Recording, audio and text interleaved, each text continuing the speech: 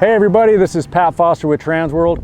We're out at Chaney Ranch today testing the 2019 CRF450R. So I got to tell you, for me, the Honda's back. You know, for quite a few years there, it was off my radar. I wasn't that into it. We were chasing geometry issues for quite a few years. The cornering was funky, handling was a little funky. They got into a little slump where they were trying to make the motor just too smooth and mellow, and it just didn't appeal to me that much. 2017, they came out with this all new bike, new platform. I think they made some great changes to the bike last year. In fact, it was a very close second for me in the shootout last year. I really liked the Honda. And I thought that this year would just be another minor revision year. We get out here to Chaney Ranch, and this is basically an all-new bike. I mean, from the front end, they got the caliper, the new brake lines, the frame, the forks, the shock, the engine, there's changes to the head. I mean, they went through this thing and changed virtually everything.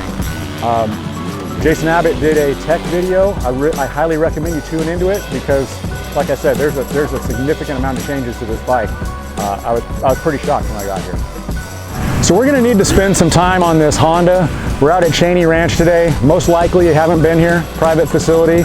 Kind of fun to come out because we don't get to ride here often, and not many people do. So far, here's what I think about the bike. I'm pretty excited about it. However, you gotta be patient. This thing's requiring a lot of setup. It's pretty sensitive to minor changes. I'll give you an idea of what I'm talking about. When I first went out on the bike, the front end was busy. The bike has a rigid feel. One of the changes they made was the frame is more rigid, and I could definitely feel that. This thing was already rigid last year.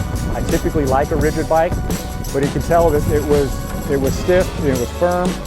The front end was a little busy. I was getting some head shake. There's also some very tight turns out here. The front end would want a knife. Sometimes it would knife in the soft dirt. Sometimes it would just knife mid-corner, like it was just oversteering. I slid the forks down about 3 millimeters, and the bike's straightened out, it calmed down, the front end quit bouncing around all over the place. And in fact, in some of those tight corners, instead of it knifing, now it was almost lazy, almost like I was having to force it in. The spring fork is excellent. It's got a nice flush feel. However, I did bottom it out quite a few times. And so I went in maybe 2 or 3 clicks on the compression. That seemed to help. I also stiffened the rebound a little bit to slow it down, calm the bike a little bit in some of these corners. That helped as well, but I was still bottoming from time to time. I didn't want to go in too much more on the compression because I don't want to lose the soft, supple feel that the suspension has now. I think that I would likely add a little bit of oil just to control the bottoming, but keep the smooth feel. I had a similar impression of the rear end. The shock has a nice smooth action. One of the changes that they made to the bike this year was they changed the swing arm, and it actually offers a little bit more flex, trying to keep more traction to the rear wheel. I didn't necessarily notice a difference in the flex, but I did notice that the rear end was pretty connected to the track. In some areas, the rear end was too soft. I was bottoming it as well. I went in a couple clicks on the compression. That seemed to help. I think I would need to do a little bit more, but like I said, we're going to play with it, and I'll get back to you on what we like on the shock.